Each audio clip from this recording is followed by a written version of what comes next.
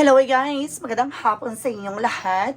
On this your guys Mama Sigrid channel, Feeder also Matarder. So ngayong hapon na to, tignan natin ang sabihin sa inyo ng ating mga gabay. So this is a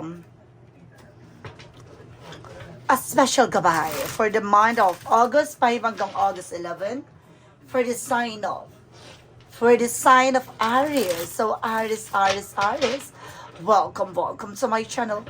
Ano kayong messages, advices, and spirit guides ang ating masasagap for today's video? Kanino kayang energy or kaganapan sa buhay ng mga Aries signs ang ating mga hagilap? So guys, this reading is a general reading lamang, hindi lahat makaka-resonate. Kunin lamang po ang makaka-relate sa inyo. And comment down below kung kaninong energy ang ating nasagap. And because don't forget to like and subscribe my channel and hit the question bell for more videos update. Kasi maraming salamat po sa mga walang sawang pagsuporta sa aking channel, lalo na ang skip ng ads. Naway pagpalain po kayo ng Diyos at may kapal siksik-liglig na umapaw na biyayang manumbalik sa inyo. So let's see guys, what is the messages, advices ayo ng ating spirit for the sign of Aries. So let's see and watch this.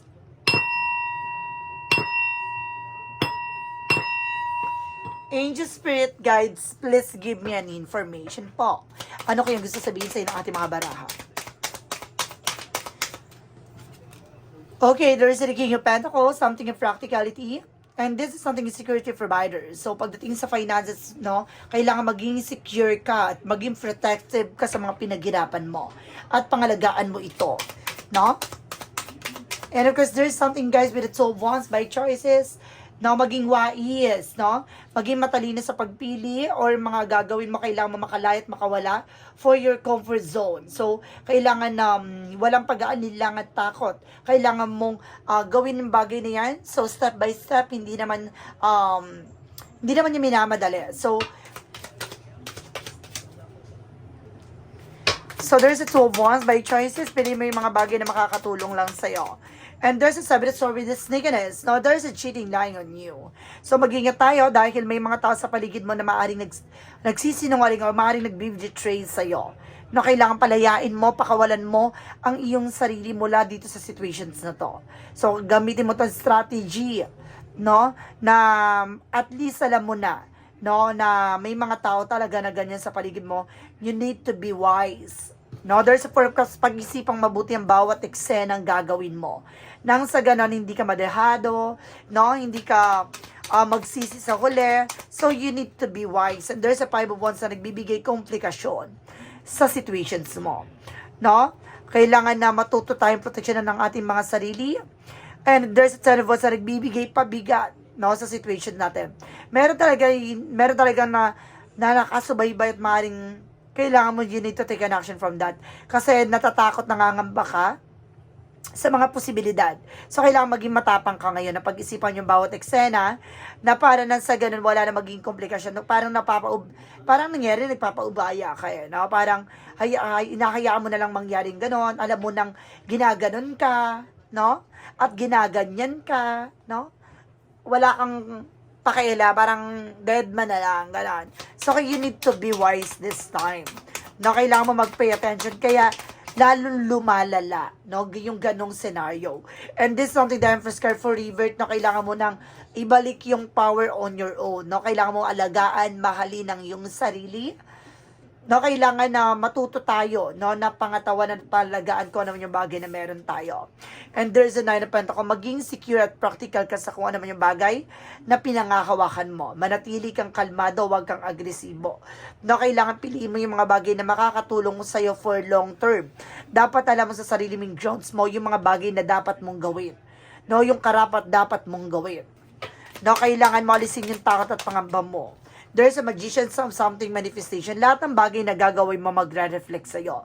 So, may mga bagay dito na, ano man yung bagay na pinapangarap mo, kailangan mag-iingat na tayo, no? Kailangan magkaroon tayo ng sikreto sa sarili natin, no? Isikreto natin yung mga plano, pangarap natin, dahil maraming tao sa paligid na maaaring mag-betray, no? There's a ruin our lives, no?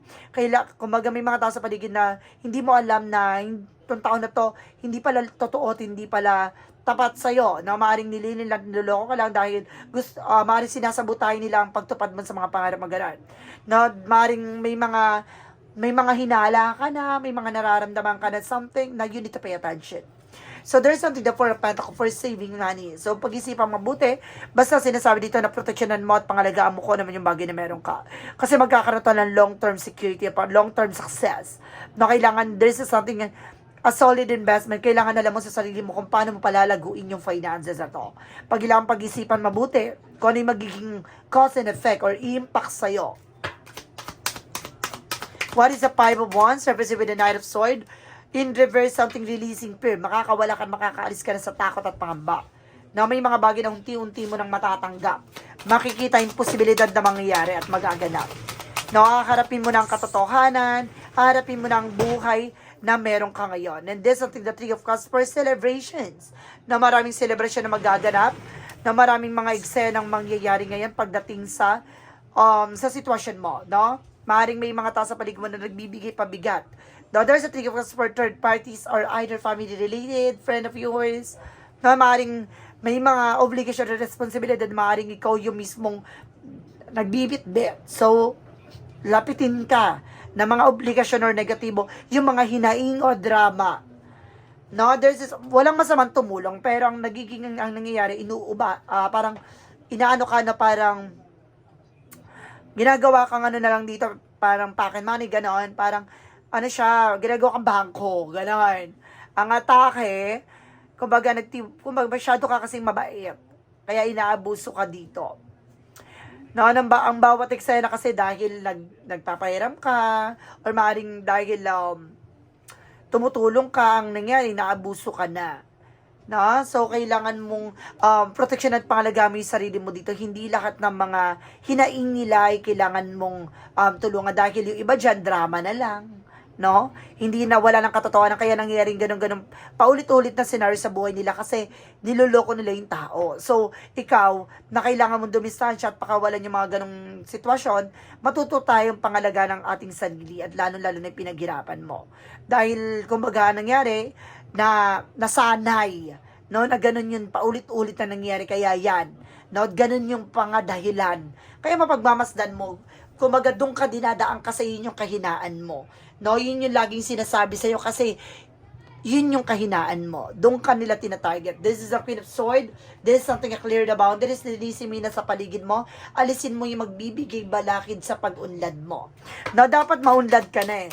Kung hindi ka lang naaabuso ng mga tao ng mga nasa paligid mo. Alam mo, wala silang sariling disposition o wala silang sariling pagkilos at paggalaw. No, ang nangyayari, kumbaga, dahil sa kapusukan at dahil sa I don't know kung katamaran talaga yan dahil ang nangyayari, naabuso ka. Na imbis na sila ang kumilos sa kanilang mga problema dahil sila ang gumawa nun, sa iyo pinapaubaya. No? Sa iyo talaga lumalapit. Walang naman masama pagtulong, pero yung hindi nila tinutulungan sarili nila, bagkus ikaw yung ginagawang kumbaga sandalan sa lahat, mali na yon. No? Kailangan tulungan mo sila na tulungan ang kanilang sarili. Ganun yan. So, this is something guys with the ease or something breakthrough, no? Bigang liwanag ang iyong isipan. Na ano ba talagang plano mo at priorities mo sa buhay mo. Now, there is something vision into reality. Kung gusto mo mabago ang buhay mo, kailangan baguhin mo ang maling sistema sa pamilya mo. And this is something the Two of Cups, na mag-ingat ka with the partnership. Naging open ka kasi. No? Naging masyado ka kasing transparency sa kanya, kaya niloloko ka. Nag-betray sila, no? Dahil din sa pagiging mabait mo sa kanila. And there's a Nine of Cups, there's a wish fulfillment, at tuto pa rin na yung mga pangarap mo. Paano? Basta pag-isipang mabuti yung bawat decision and actions, re-evaluate or analyze, and saving money for your future. Now, kung gusto mo matupad yung mga pangarap mo, gusto mo makamit lahat ng bagay na yan, matuto kang proteksyonan, no, ang iyong sarili. Dahil, at the end of the time, walang tutulong sa'yo, kundi ang sarili mo. And of course, there's something, the Page of Cups, listen to your intuition and listen to your gut feeling. Diba? Kumbaga, iba yung pakiramdam. Nararamdaman mo na yan. Kumbaga, alam mo na yung ganun pakiramdam pero hindi ka nagpe-pay attention. And there's a Five of Swords, magkakaroon na ng patas sa sitwasyon. No, ibig sabihin, hindi ka na mauuto, hindi ka na mabubudol ng nino-mano nitong mga tao sa paligid mo. No? And there's a past resentment or there's a past reconciliation. Maring ibalik yung ganun senaryo ha, magpapalipas lang to, magpapagood chat lang. Tapos ganun ulit yon. So, you need to be wise, no? Kailangan na magkaroon ka ng security sa sarili mo. Ibig sabihin, maglalaylo lang ng very light, tapos gaganon lang ulit ang gagawin sa'yo. Kailangan mag-ingat tayo. And there's a strength of confidence, so lakasan ng loob, maging matapan, alagaan ng iyong sarili. Now, there's a Five of Pentacles. Some of you, makaka-recover ka na for financial loss or financial difficulties. Now, may pag-asa na makakabangon ka. No, this is something the judgment for a wake up call. See, paalala, magising ka na sa katotohanan. Magising ka na sa kahibangan nila sa iyo, no? Dahil sa mga eksenang inabuso ka. No, there's a star card, healing and recovery. Double clarification to guys ha. May healing and recovery talaga. No, talagang may paggaling at mayroong talagang paghilom na mga pangyayari dito. And there's a Page of Pentacles, see? Invest wisely. Kung gusto mo matupad yung mga pangarap mo, matutok ang proteksyonan ng iyong sarili. And there's a Tournament for a major changes. See? Malaking pagbabago ang magaganap sa buhay mo kung ayaw mong tuluyan masira ang buhay mo. Diba? Baguhin mo ang maling sistema, maling cycle, maling kaugalian, maling nakasanayan. No? And there's a Two of Pentacles with a balance, with a power of the deck. Maging balance ka all the time. Sa lahat ng aspeto. So let's see what is the additional messages for finances and career, love life, at kalusugan. Let's watch this. So we're back. So nandito na tayo about sa finances and career, guys.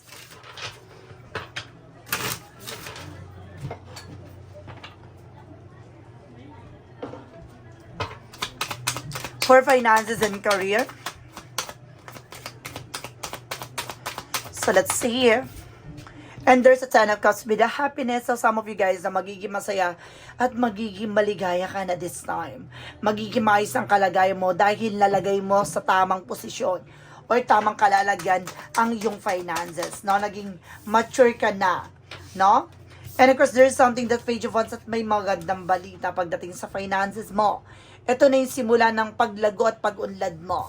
And of course, there is something the Devil card. Sige, maraming tuso. Di ba, pagdating sa finances mo, talagang maraming taong gumakatak sa ipababa. There is a toxic energy, toxic families, toxic environment, or toxic relationship rather. No? Kaya kailangan mag-ingat po tayo dahil nandun ka na sa pag-unlad nakakatak ka lang. Now, there's a Death card, kailangan tapusin o waksiin anong negatibo ang napapaloob sa buhay mo. Lalo na pagdating sa finances mo. And there's a Three of Pentacles, see, collaborations, communicate clearly. Hindi lahat ng mga bagay tungkol sa pera or finances mo ay maaaring chinichika mo or chinichismis mo dyan sa tao na yan. Or sa situation at sa family mo na yan.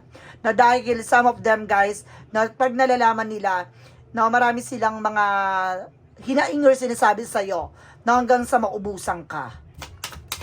And there's a Three of Wands, the waiting is over. So some of you, may mga hinihintay ka paper documents, pera, may aring dumating na. No, kaya rin nagkakaroon ng delays and cancellation pagdating sa mga transaction mo sa pera dahil may mga kumakarangan tumahad lang. There's an evil eye. No, maging aware tayo sa mga decision or actions. No, sa lahat ng gagawin mo. Na pagdating tayo sa love life, so there's a King of Cups, yung person is very devoted. O maaaring ikaw ay very devoted, supportive person. And this is something the Justice card. Makukuha nyo ang hustisyang nararapat para sa inyo. Ano man yung bagay na gusto nyo makamit pagdating sa relasyon, pag-ibig, makakamtan mo ito. And this is something legal matter, guys. No? Meron ditong usapin about sa legal na usapan. No? Maaaring meron kayong mga paper documents na nilalakad. And there's a Ten of Pentacles. Wow, magkakaroon kayo ng long-term success and long-term investment or long-term security. No, maaaring meron dito guys na inheritance, may mana. Na mayroon kayong mga pinag-uusapan about sa mana ng person mo.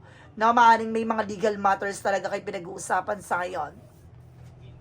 And there's an effort being maturity, maging mature ka at maging grounded ka pagdating sa relasyon. Having respect at discipline. So, magkaroon ng respeto at disiplina sa isa't isa. There's a Hermit card. The answer, yun is here. So, binibigyan ng kasagutan. Ano ba talaga yung pinanggagalingan ng problema? No?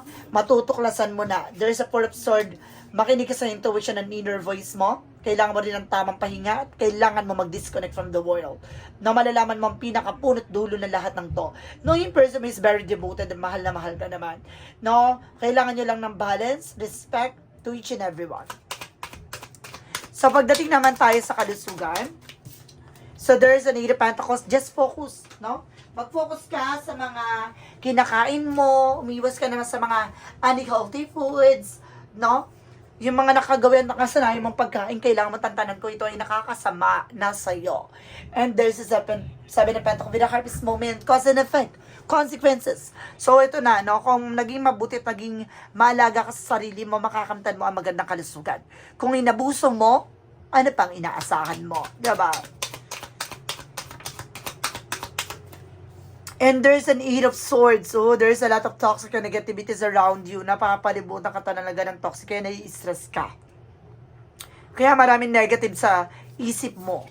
And there's a hyphen for lesson learned. Matuto na kayo ha. Sa mga naging leksyon, mga pinagdaan mo para hindi na mulit manumbalik at paulit-ulit nangyaring ganong scenario. No? And there's the Queen of Cups. Pagdating sa emosyon, kailangan kalmado. Huwag kang padadala ng tensyon ng nararamdaman mo. No, nililin lang ka lang nila. There's an Ace of Pentacles with a big shit and big money coming in. Magtatagumpay ka dito dahil kaugnay ng stress or mga nangyaring kalungkutan sa puso at sa sitwasyon mo, lalo-lalo sa health mo. With your mental health ay finances, no? Ganon. Kaya kailangan be wise, be mature enough, no, proteksyonan mo at pangalagaan mo ang iyong pinaghirapan. Now, in the power of the deck, there's a Wheel of Fortune. Kung babaguhin mo ang sistema, babago ang kapalaran at ikot ng mundo mo. Diba? Nasa sa'yo, you're also creator of your own life. No? Kaya ikaw yung gagawin na ikabubuti at ikasasama mo.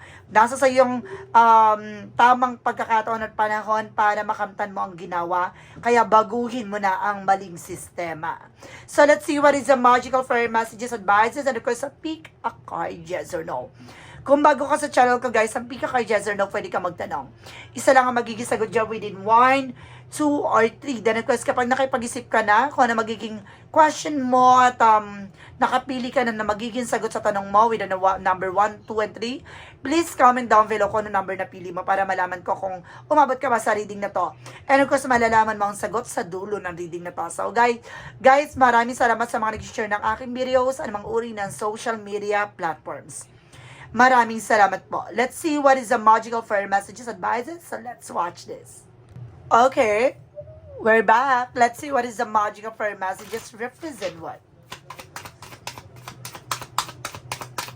With the magical fairy messages represent with the vegetarian. Some of you guys, no, more on veggies ang tangatake mo ngayon. So more on gulay ka muna ha.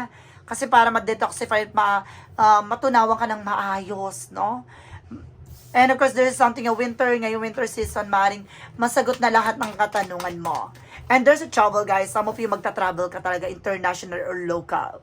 Na may trouble, ako nakikita that there's an upcoming trip or positive way for you. So, let's see what is the yin and yang oracle card. Represent, guys, with an Ace of Earth. You are dealing with the Taurus, Virgo, Capricorn. Diba? So, let's see guys, and this is something avoidance, so kailangan mong harapin yung mga bagay na kinakatakutan mo. Hindi mo kailangan takasan yan, bagkus kailangan mong harapin yan. No, na may lakas at loob, no? Tapang, there's something release and surrender. Kailangan mong palayain, pakawalan, alisin ng tuluyan. Ang nagsisilbing balakid sa isip, puso, sitwasyon mo. What is the secret that is represent what? Represent guys with a mother. There is something a toxic mother or there is something a mother maaring involved dito. You are also single mother. And there's a gather. Talagang pinapakita dito na maaring magiging mas dikit na ang iyong magandang kapalaran. Magiging mas maayos at talagang mas matagalang successful na matatamasa mo dito. Now there's a love. No, shooting star. Meron kang hiniling sa ating mga tala na ibigay ang relasyong para sa iyo talaga. So, ito na. Maaaring may lababo ka naman. Diba? Kikiligin. at mamahalin. Ganon. And there's a crossroad with other directions, no? Dadaling ka talaga sa tama mong kalalagay. Magkaiba man kayo ng mga pinagdaanan, pero iisa lang ang iyong patutunguhan. And there's a healing releasing. Itong tao na to, ang magpapahilom ng mga sugat ng nakaraan. So let's see what is Archangel Michael messages.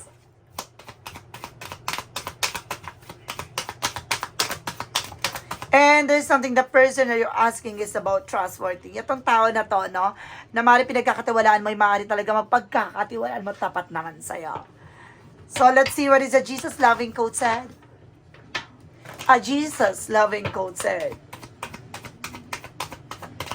Represent, guys, with a heal the sick that are in, and say unto them, the kingdom of God is coming to you. So, pagagalingin ng ating Panginoon lahat ng mga sugat, pinagdaanan, hanggang sa ibigay sa iyo mga bagay na karapat-dapat sa iyo. Binubuksan ang pintuan para sa karanasan, para sa bagong kaalaman, at mga bagong pagdadaanan. Dahil, no, ito ng panahon ng pagkakataon para malasap mo na ang tunay na sarap. So, let's see what is the Money Miracle deck. Money Miracle deck, there's a foresight, may pasilip. No, be foresight, sight and alert. So, may pasilip na kailangan mo mag-pay attention, lalong-lalo na tungkol sa finances. Malapit ng paglago, malapit ng pagsibol ng tagumpay. What is an angel's number? Represent what? And there's a 1551 with a hold your vision. Lagi mong pangakawakan ng iyong mga pangitain at ang iyong mga pasilip, mga nakikitang posibleng magaganap na. Focus on the good and maintain your concentration of the outcomes you desire. It's time to put your faith and time into your ideas and pursue your goals with all your might. You have such a beautiful, courageous, and brave spirit. So, kailangan mag-focus ka, no? Kailangan matumutok ka kung ano ba talagang purpose mo, ano ba talagang priorities mo, kung saan ka lalago. Huwag kang tumutok sa negatibong mundo. Ibig sabihin, kailangan may release, diba? Katulad na sinabi ko sa unang chapter na isa sa bagay na nagbibigay pabigat at nagbibigay negatibo sa buhay mo yung mga tao sa paligid mo. So, you need to release and of course, dumistansya sa kanila, no? Disconnect from the world. Nang sa ganun, no, maging maunlad ka na. No, dahil hindi mo sila tinutulungan, bagkos tinutulungan mo talaga sila maging tamad. No, mas pinapalawig mo na maging ganun ang pag-uugali at ganun ang magiging pananaw nila. Ang umasa sa isang tao, no? Hanggang sa katakin na, no, ng negatibo. No, at ikaw din ay hindi nauunlad kapag gano'n ang naging scenario. No, kaya kailangan maging mautak, maging wais. Kung gusto mong magtagumpay at gusto mong tumulong sa kanila, tulungan mo sila sa ibang paraan. No, wag mo silang gawing tamad at wag mo silang paasahin sa sitwasyon mo or sa eksena mo na pagdating ng araw, pagsisisihan mo at pagsisisihan din nila. No? Let's see what is a clarifying for a love situation. Dahil guys, no, kapag hindi ka nakapagbigay, maraming mga sinasabi against sila sa'yo.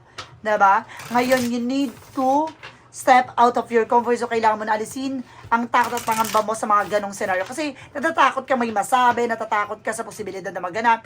No, kung ganyan lang puro takot, na walang mangyayari at walang magaganap. So, kailangan palayamin sarili mo mula sa sitwasyon at kaugaliang ganyan. What is the clarifying for a love situation? And there's something that frequently dispenses. Diba? Barrier caused by the past hurt, block you, be patient. Aba mo yung pasensya mo. Isa sa nagbigay din ng, kumbaga negativities dito yung nakaraan, na hanggang ngayon may trauma ka pa. So, kailangan mong palayan at pakawalan yan, lalo-lalo na sa relasyon.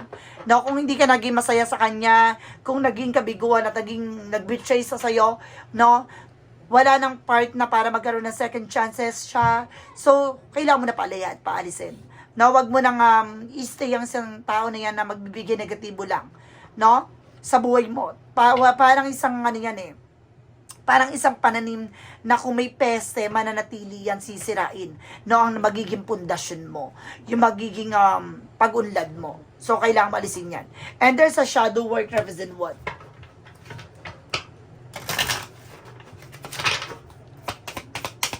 From a shadow work represent what? So there's something in hidden desires. So may mga nakatagong pangarap ka na maaaring mo na makamtan at makuha. Your deepest desires hold the seeds of your potential. Ikaw yung gagawa ng ikaw-unlad mo. Ikaw yung gagawa ng ikabubuti mo. So, isa sa bagay na to na kailangan mo pangalagaan at proteksyonan ang iyong sarili. Dahil ikaw yung mismo magtatanim para maging matagumpay. No? Parang itong bagay na gagawin mo ay magiging simula ng pagsibol at paglago mo. Now, there's a clarifying for life situation. Kung sa simula pa lang, pinipeste ka na, wala nang mangyayari. Now, hindi ka sisibol, hindi ka uulad. So, kailangan ko nagsisimula ka, alam mo, nagsisimula ka pa lang. Now, dumistansya ka. What is the clarifying for life situation? And the release, burden. See, kailangan alisin na nagbibigay pabigat. Embrace clarity and let go of the what no longer serve you. Allowing new insight to guide your path. See, tanggapin mo ang kaliwanagan at pakawalan yung mga bagay na nagbibigay pabigat at hindi nakakatulong sa chapter mo. At tanggapin mo ang bagong simula na makikita mo na maaaring bigyan daan patungo sa pag-unlad mo. Ganun yon kay marunong. What lies beneath your hidden future?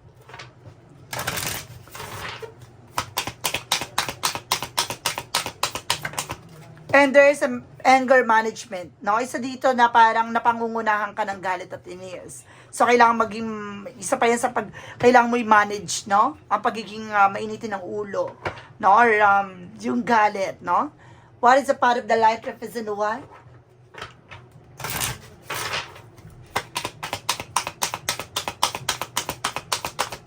And there's something of freedom. See, palayain, pakawalan. I realize that the failure brings me doubt and resentment, so I choose to embrace the sunshine. By staying positive, I find peace and open myself to the light within. Through this, I free myself from negativities and allow my inner regimes to guide me. Diba? Kumbaga ngayon na parang napag-iisip-isip mo na or nare-realize mo na pupasok na sa isip mo na kung pangungunahan mo ang pangamba, takot, no, hindi ka magiging matagumpay sa sitwasyon na yan. Kailangan mo tanggapin ang bagong eksena, bagong simula, at kailangan matuto tayong palayain yung mga negativity sa paligid natin dahil yun yung bagay na magiging hadlang or blockages sa pag-unlad natin. So, let's see what is a pick a card, yes or no. Alamin natin magiging sagot sa tanong mo. Let's watch this. Okay, so nandito na tayo with a yes or no pick a card.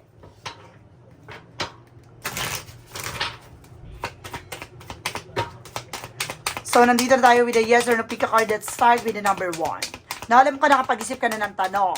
Na at nakapili ka na anong number ang gusto mo maging sagot sa tanong mo. Ito na yan. Number 1, please. Ay. Angel Spirit, please give me information with the number 1. Oh, okay. Thank you. And there's a yes, you get a lucky break. It's a successful venture.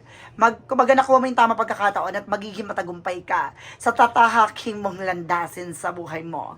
No, nakuha mo yung tamang pagkakataon para maging matagumpay. This is it. There's a yes. Number 2.